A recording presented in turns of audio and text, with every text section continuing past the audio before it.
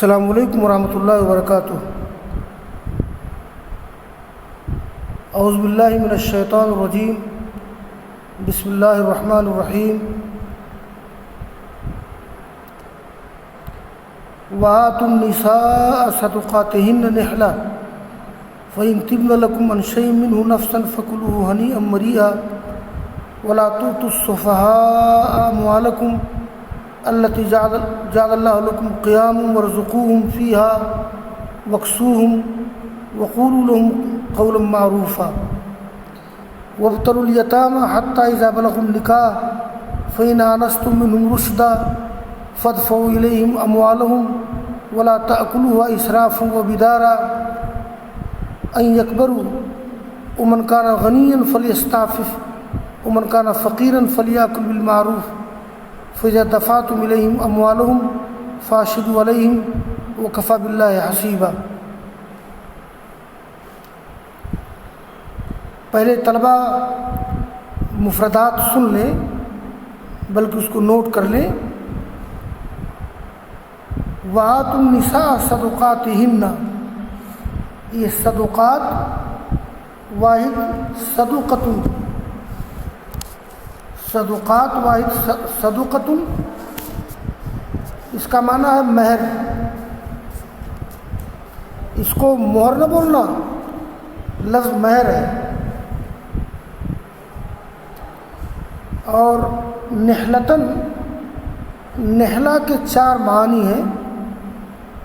عام طور پر اردو مترجمین نے اس کا ترجمہ کیا ہے خوشی خوشی کوئی کام کرنا، تو اس کے 4 معنی ہیں، اس کے اعراب کی 4 وجہ ہیں۔ پہلا یہ ہے کہ نحلتن اعطان کے معنی میں ہے، یعنی نحلتن معنی دینا۔ یہ نحلا ینحلو،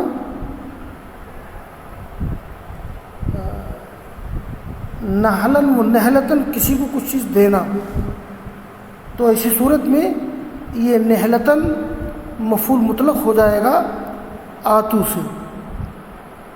اور اعراب کی دوسری وجہ کہ نحلتن بمعنی تدینا، یعنی دینن،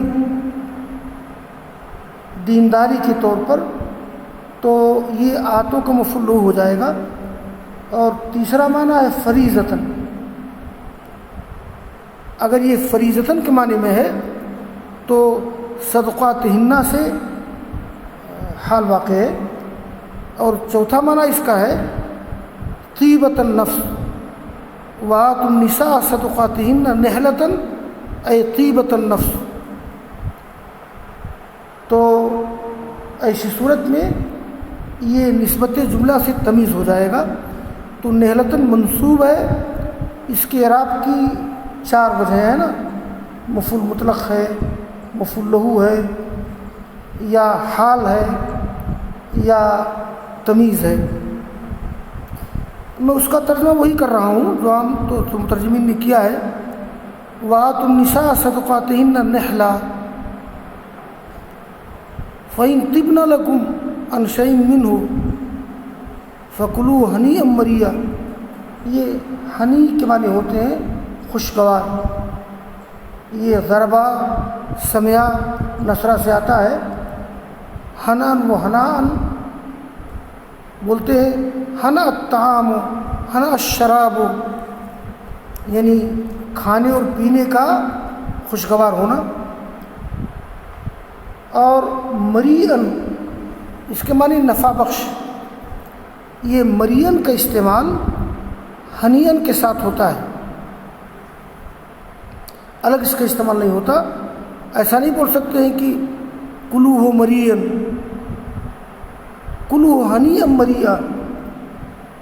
تو اور یہ ہنیئن مریئن جو ہے یہ عقل کی صفت ہے جو مفعول مطلق ہے۔ فکلو عقلاً ہنیئن مریئن، تو گویا مفعول مطلق عقلاً محذوف ہے، موصوف، اس کی صفت ہنیئن مریئن۔ تو ترجمہ ہو جائے گا تم لوگ عورتوں کو ان کے مہر دے دو خوشی خوشی، ایسا لگتا ہے کہ عربوں میں بھی عورتوں کو مہر دینے میں لاپرواہی کرتے تھے لوگ، جیسے ہم لوگوں کے یہاں اس وقت پایا جاتا ہے۔ فَإِن طِبْنَ لَكُمْ عَنْ شَيْءٍ، اگر وہ راضی ہو جائیں تمہارے لیے مہر کی طرف سے کچھ، یعنی چھوڑ دیں، بھئی اگر عورت خود مہر لے چھوڑ دے یا کل نہ لباس چھوڑ دے تو کھاؤ اس کو، خوشگوار انداز میں آدمی استعمال کر سکتا ہے۔ وَلَا تُؤْتُوا السُّفَهَاءَ أَمْوَالَكُمُ الَّتِي جَعَلَ اللَّهُ لَكُمْ قِيَامًا وَارْزُقُوهُمْ فِيهَا وَاكْسُوهُمْ وَقُولُوا لَهُمْ قَوْلًا مَّعْرُوفًا۔ یہ یہاں پھر اس سے پہلے یتیموں کا ذکر ہوا تھا، تو وَلَا تُؤْتُوا السُّفَهَاءَ، السفہاء معنی صفی، صفی کے معنی ہوتے ہیں بیوقوف، کم عقل، نابالغ بھی اسی کے حکم میں ہے۔ اور جعلہ، یہاں پر جعلہ متعدی ہے، جعلہ سیرہ کے معنی میں ہے۔ اگر جعلہ خلقہ کے معنی میں ہوتا ہے تو لازم ہوتا ہے، اگر جعلہ سیرہ کے معنی میں ہوتا ہے تو متعدی ہوتا ہے۔ اصل میں ایسا ہے، اموالکم التی جعلہ اللہ لکم قیاما، گویا جعلہ کا پہلا مفعول محذوف ہے، قیامن دوسرا مفعول ہے، اور قیام کا اصل معنی، قیام اصل میں قوام ہے، اس کا مادہ ہے قاف و میم، تو قیامن اس کا مادہ ہے قوامن اصل میں ہے، اور یہ ما یقوم بالشیء، یعنی جس کے ذریعے سے کوئی چیز باقی رہے، یہاں ترجمہ کریں گے سبب بقائے زندگی، یعنی معیشت کا ذریعہ، گزر بسر کا ذریعہ۔ وارزقوہم فیہا واکسوہم وقولوا لہم قولا معروفا، یہاں یہ بتایا جا رہا ہے اگر کوئی شخص بیوقوف ہے، نابالغ ہو، بیوقوف ہو، تو اولیاء کو چاہیے کہ بیوقوفوں کو مال حوالہ نہ کرے، اس لیے کہ وہ غلط تصرف کرے گا، مال ضائع کر دے گا۔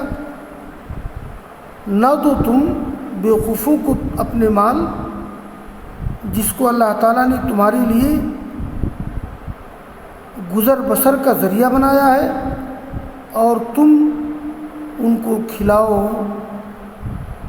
وکسوہم ان کو پہناؤ، اور ان سے بھلی بات بولو۔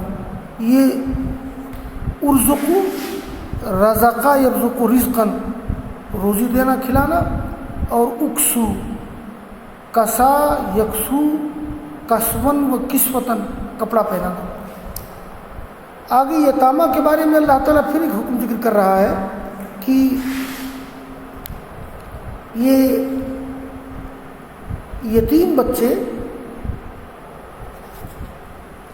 یتیم بچوں کو مال اس وقت دیا جائے جب یتیم بچے بالغ ہو جائیں، ان میں سوجھ بوجھ آ جائے۔ تو وابتلوا الیتامى، ابتلا مانے ہوتے ہیں جانچنا، پرکھنا، چیک کرنا، جائزہ لینا۔ حتی اذا بلغوا النکاح فإن آنستم، آنستم کا معنی یہاں ہے یہ ابصرتم، رأیتم، قرآن کریم میں جگہ استعمال ہوا ہے موسیٰ علیہ السلام کے تذکرے میں، آنس من جانب طور نارا، تو فإن آنستم فإن رأیتم فإن ابصرتم منہم رشدا، اور رشد کا معنی ہے الصلاح فی العقل والدین، یا صلاح فی العقل فقط، یہ ترجمہ کریں گے اہلیت، فہم و عقل، سوجھ بوجھ۔ رشدہ یرشد رشدا و رشادا، فادفعوا الیہم اموالہم ولا تأکلوها اسرافا، اسراف مسرفین کے معنی میں ہے، یعنی یہ اسراف مصدر ہے باب فعل سے فضول خرچی کرنا، ولا تأکلوها مسرفین، اور بدار مبادرینہ کے معنی میں ہے، اصل میں بادرہ یبادر مبادرتاً، لپکنا کسی چیز کی طرف، اردو بولتے ہیں مبادرت کرنا۔ ان یکبروا، ومن کان غنیا فلیستعفف، استعفاف کے معنی ہوتے ہیں بچنا. ومن کان فقیرا فلیأکل بالمعروف فإذا دفعتم إلیہم اموالہم فاشہدوا علیہم وکفیٰ باللہ حسیبا. یہ کفیٰ باللہ حسیبا میں حسیبہ جو ہے، جو کفیٰ باللہ میں نسبت جملہ ہے اس سے تمیز واقع ہے. کافی ہے اللہ تعالیٰ محاسب ہونے کی حیثیت سے. اس میں جو بات ذکر کی گئی ہے کہ اگر کسی شخص کی سرپرستی میں نابالغ بچے ہوں تو جب نابالغ بچے شادی کی عمر کو پہنچ جائیں تب ان کو ان کے مال حوالہ کرنا چاہیے. اور اولیاء کو یہ نہیں کرنا چاہیے کہ اس ڈر سے کہ یتیم بڑے ہو جائیں گے تو فضول خرچی کے ذریعہ جلدی میں مال کو ختم کر دیں. یہ درست نہیں ہے. آگے ذکر کیا گیا کہ دیکھو اگر کوئی شخص مالدار ہے اور یتیم کا ولی ہے تو ایسی صورت میں بہتر ہے کہ وہ یتیم کے مال سے کچھ نہ لے، اور اگر غریب ہے تو یتیم کے مال سے کچھ لے سکتا ہے نگرانی کے معاوضے کی حد تک. اور ایک بات یہ بھی ذکر کی گئی ہے کہ جب یتیموں کو مال حوالہ کیا جائے تو گواہ بنا دینا چاہیے تاکہ معاملہ آگے بگڑے نہیں. ترجمہ سن لیجیے. اے لوگوں تم یتیموں کو جانچ لو یہاں تک کہ جب وہ شادی کی عمر کو پہنچ جائیں، تو اگر تم ان کی طرف سے سوجھ بوجھ دیکھو تو انہیں ان کے مال حوالہ کر دو، اور ان کے مال نہ کھاؤ فضول خرچی کرتے ہوئے اور اس جلدی میں کہ وہ بڑے نہ ہو جائیں. اور جو مالدار ہے فلیستعفف، اس کو بچنا چاہیے، اور جو محتاج و فقیر ہے وہ معروف طریقے سے یتیم کے مال سے کھائے. جب تم یتیموں کو ان کے مال حوالہ کر دو تو ان پر گواہ بنا دو، اور اللہ تعالیٰ کافی ہے حساب لینے کے اعتبار سے. تو یہ آج کا درس پورا ہوا.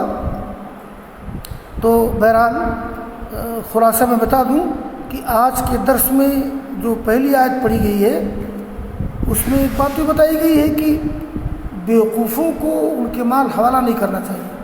جیسے جو گھر کے ذمہ دار ہیں، کسی کی ولی سرپرست ہیں، تو وہ بہت سے لوگ ہوتے ہیں بیوقوف ہوتے ہیں، کم عقل ہوتے ہیں، ہلکا دماغ ہوتا ہے.